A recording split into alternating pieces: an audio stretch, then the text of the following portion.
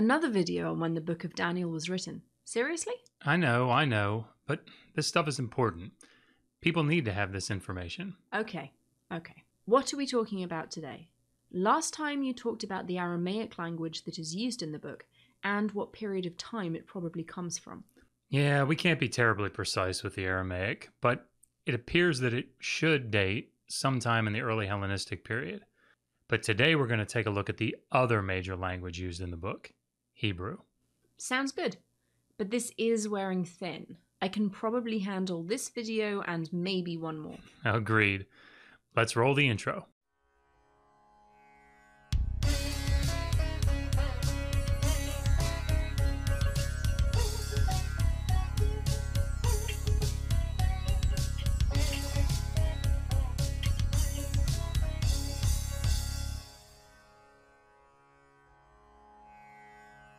In the last video, we found out that the type of Aramaic used in Daniel is generally later than the Aramaic used in the 6th and 5th centuries, but slightly older than what we see in the Dead Sea Scrolls. But Aramaic isn't the only language that Daniel was written in, right? Isn't a lot of it written in Hebrew? Can you tell anything about the date by looking at the type of Hebrew that was used? You know that's right. As in the last video, we are following the work of John J. Collins in his commentary on Daniel, although we will cite other scholars in the field liberally. Let's do it. Where would you like to start? Well, Collins notes several features of the Hebrew in Daniel that indicate that it doesn't align well with text from the 6th and 5th centuries, but with later Hebrew. Despite the use of phrases from Ezekiel, the Hebrew of Daniel has little in common with the exilic period. Rather, it falls in the range of Second Temple Hebrew, as exemplified by Chronicles and the Dead Sea Scrolls.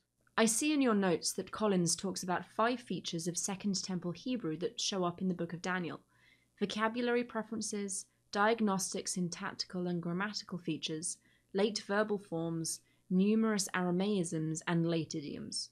Will you stick to your own notes? I'm just kidding. That's exactly right. But let's take a step back just for a second and explain what we mean by Second Temple or late biblical Hebrew. Lamb and Pardee, in a 2016 edited volume, identify the different developmental periods in biblical Hebrew in the following way. The division of biblical Hebrew into 4 stages as adopted in this book, archaic, old, standard, classical, transitional, and late, represents a refinement of the traditional tripartite division of biblical Hebrew into archaic, standard, and late or post-exilic phases. Late biblical Hebrew, discussed by Morgenstern in the same volume, is identified in this way. Late Biblical Hebrew is a modern scholarly term applied to the language in the books of the Hebrew Bible that are regarded as composed during the Restoration and Second Temple periods. So what you're saying is Biblical Hebrew, or the Hebrew that is used in the Hebrew Bible, is divided up into 4 phases based on linguistic features, and those categories are archaic or old, standard or classical, transitional, and late. Where does the book of Daniel fit in? Between Ezekiel and Hosea. Bad joke. It's actually between Esther and Ezra.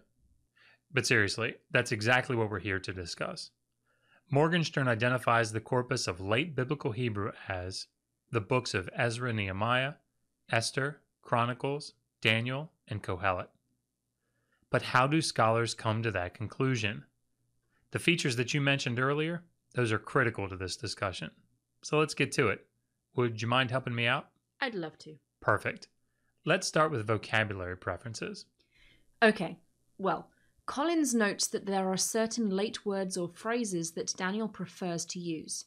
That's right. For example, we see ani instead of the older anochi, malchut instead of mamlacha, and amad instead of kum. Morgenstern also draws attention to the shift in the plural weeks, which changes from shavuot to shavuim, which he attributes to the influence of Aramaic. He also cites the use of the noun madah, which also has Aramaic influence and occurs in late biblical Hebrew texts. What's the next category? Oh, right, syntactical and grammatical forms that are diagnostic of late biblical Hebrew. It looks like the first one Collins discusses is the periphrastic construction. He says it is attested about 50 times at Qumran, mainly in the Temple Scroll. This construction occurs in Daniel in several chapters. The use of infinitives evolves as well. The idiomatic infinitive absolute appears only once in Daniel 10:3. Morgenstern notes, the use of the infinitive absolute in the so-called tautological construction, that is, followed by a finite verb of the same root, appears to be on the decline in late biblical Hebrew. We also see the use of the temporal infinitive construct, which usually takes the verbal form vayehi before it in older Hebrew. We see the older construction a couple of times in Daniel, but many times without it. Let me see if I can sum up a little bit, at least to this point. Daniel tends to use later vocabulary and grammatical constructions, which leads scholars to place it in the corpus of late biblical Hebrew, along with books like Ecclesiastes, Chronicles, and Ezra Nehemiah. That was some nice nutshelling. I do what I can. It looks like the same sort of thing happens with other verbal forms. There is still a longer form of the first-person singular verb, but unlike older Hebrew, it does not carry the expected cohortative meaning. Collins observes that it is used in Ezra and Nehemiah, but is exceptional in Chronicles. It is ubiquitous at Qumran. And the use of some verbs take on meanings that only appear late. For example, the verb bin, when used in the hifil stem, along with the object marker beit, has the meaning to understand in later Hebrew. The same is true for the hifil form of chazak, meaning to become strong. What about Aramaisms? I was under the impression that just because there was Aramaic influence on Hebrew texts, that didn't necessarily mean that it was late. Wasn't Aramaic spoken for much of the period of the time that the Hebrew Bible was written? No doubt. While we can't say something like, oh, this book has Aramaic influence, so it must date to X time period, we can say that certain words that have Aramaic influence show up in certain periods. Speaking about Daniel, Collins begins, Aramaic influence is not contained to the late period of the Hebrew language, but many of the Aramaisms in Daniel are attested only in that period. That makes sense. How did you get to be such a genius? Wait, I don't remember that line being in the script. You're a goof. What are the Aramaisms, Mr. Genius? Right. So Collins notes 3 types. There are Persian loanwords, like these. There are words that are rare in other parts of the Hebrew Bible, and those that do not occur there at all. So what you're saying is that these Aramaisms only appear in late biblical Hebrew, and thus suggest that the Hebrew in the book belongs to that period of the language. That makes sense. And there were late idioms as well, right? Right, like sima alev as a possible Aramaism, and the expression koach with the infinitive construct. We've talked about the Aramaic and Hebrew that is used in the book, but aren't there other languages that play a role when it comes to the date of Daniel, like Greek, Persian, and Akkadian? Yeah, we should probably go over those quickly. There have been attempts to date the book based on the use of foreign words or influence in the text. I don't think we need to spend a lot of time here, as the evidence doesn't appear to be overtly suggestive. For example, concerning the Persian loanwords, Collins notes, Kitchen, that's Kenneth Kitchen, has claimed that the Persian words in Daniel are specifically Old Persian words, that is, prior to 300 BCE. The Old Persian equivalent of many of these terms, however, are not extant, and several of these terms are reconstructed on the basis of later Persian forms. He concludes, while a late 6th century date is compatible with the Persian loanwords, a later date is more probable, because extensive linguistic borrowing does not occur instantaneously. Persian loanwords are well attested in the Aramaic papyri of the 5th century. He also says that about the 3 Greek words for musical instruments. The crucial point here is that 2 of these terms are relatively late.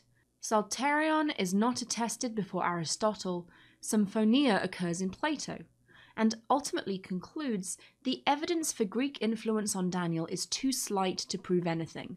Conversely, the paucity of Greek influence cannot be taken as evidence for an early date, because Greek loanwords are conspicuous in their absence also in the Dead Sea Scrolls. Okay, so let's sum up. There are various features of the Hebrew language that can tell us generally when a particular text was likely written. Linguists have placed Daniel into the group labeled Late Biblical Hebrew, along with other books like Ezra, Nehemiah, Ecclesiastes, and Chronicles. And some of the features that they used to identify Daniel as using late biblical Hebrew are vocabulary preferences, diagnostic syntactical and grammatical features, late verbal forms, and numerous Aramaisms, as well as late idioms. We also briefly noted that, while other foreign words or influences are suggestive of a late date, we don't want to put a lot of weight on those data points, as they are not as secure as others. This has been fun. I'm really looking forward to the next video, where we talk about the way history is presented in Daniel to see if that can help us determine when it was written. It should be good. Until next time, resist poor scholarship. Always ask, how do you know that?